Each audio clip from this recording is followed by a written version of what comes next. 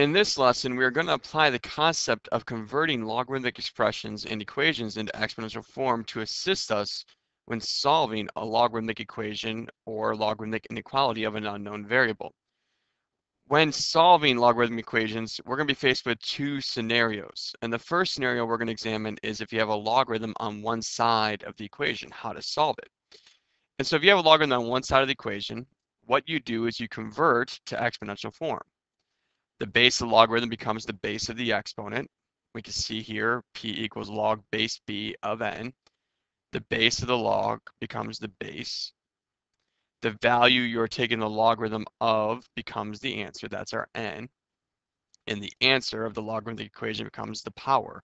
So you can see we've done this before with translating back and forth. So if you have only one logarithm on one side of the equation, this is what you do, convert to exponential form and solve. And so here I have three examples. The first, I have log base 36 of x equals 3/2. So what am I going to do? I'm going to identify my base as 36.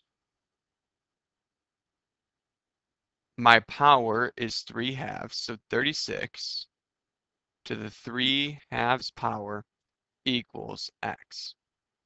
So to solve this without a calculator, what we're going to do is, remember, we can pull that 3 from the numerator outside of a parentheses and just deal with 36 to the 1/2 power inside.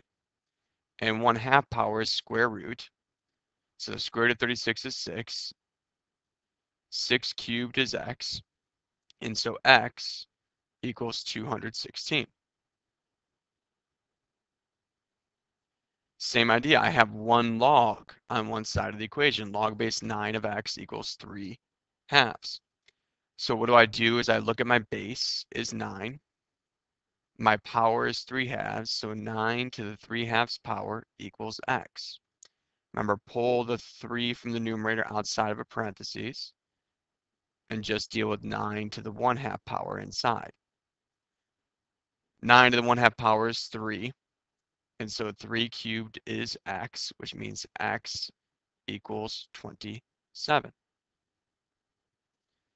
And so when you have one log on one side of the equation, it's not hard. It's just convert to exponential form and solve like we've done in previous videos. So my base here is 16. My power is 5/2, so 16 to the 5/2 power is equal to x.